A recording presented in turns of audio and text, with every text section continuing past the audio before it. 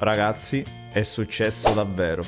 Il 23 novembre 2022 ho comprato il pacchetto GT3 in offerta e ho detto proprio così. Ovviamente ho preso il GT3 Pack. Sono 12 auto che già ho provato e sono meravigliose. Vero, ancora la fisica della gomma è quella vecchia, ma spero che in futuro possano aggiornarle. No ragazzi, ma che culo! Air Factor 2 continua a stupirmi. Andiamo a vedere nello specifico che cosa sta cambiando su Air Factor 2, perché ci sono delle novità succulente per chiunque.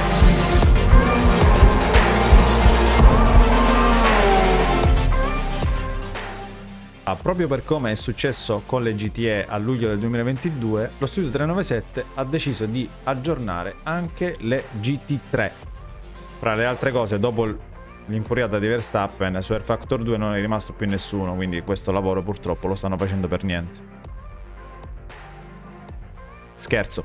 L'aggiornamento non comprende solamente la fisica della gomma, che è una cosa straordinaria, ma hanno rimesso mani al BOP di tutte e 14 le GT, ai miglioramenti del traction control e dell'ABS, alla protezione del cambio, questa è importantissima, 1 per non bruciare il motore in scalata e 2 per evitare che magari qualcuno possa approfittare del freno motore per migliorare i tempi sul giro. E in più hanno aggiornato il sound di tutte le auto. Tutto questo, ragazzi, gratuitamente. Ma la cosa più curiosa in assoluto è che questi eroi, perché sono degli eroi dello studio 397, in pratica dal 2015 ad oggi, se vi faccio vedere le statistiche, lavorano per solo 1300-1400 persone che stanno dietro a Air Factor 2. È un grandissimo simulatore, ma secondo me il limite più grande stava nel prezzo. Fino ad oggi, se volevi gustarti Air Factor per come Dio comanda, dovevi prendere dei pacchetti che non sono proprio economici. Mi riferisco per esempio al pacchetto delle GT3 o al pacchetto delle GTE 36, 42 euro, e poi devi comprare anche le piste.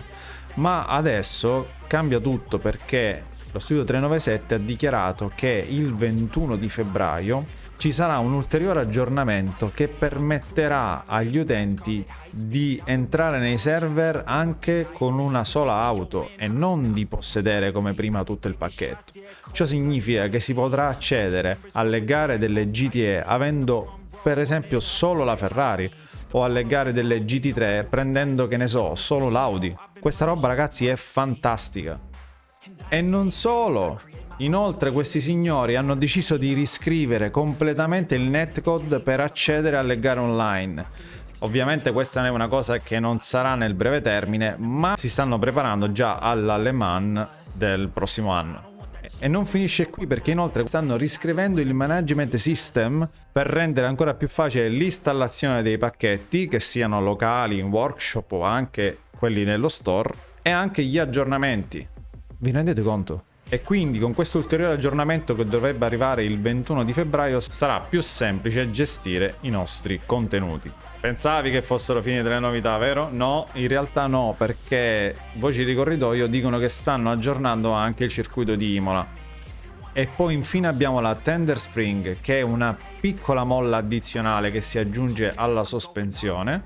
Questa viene utilizzata in alcune piste con molti bump come Dorchafe oppure il Sebring ad esempio, che viene utilizzata per copiare tutte queste piccole buche, saltellamenti.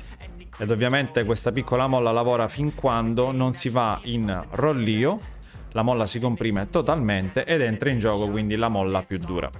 Madonna ragazzi, quanta carne al fuoco, non vedo l'ora che si faccia il 7 febbraio per provare il nuovo modello di gomma e il nuovo sound, insomma queste GT3 rinnovate. Con questo breve aggiornamento sulle news di Air Factor 2 io vi saluto e ci vediamo in pista.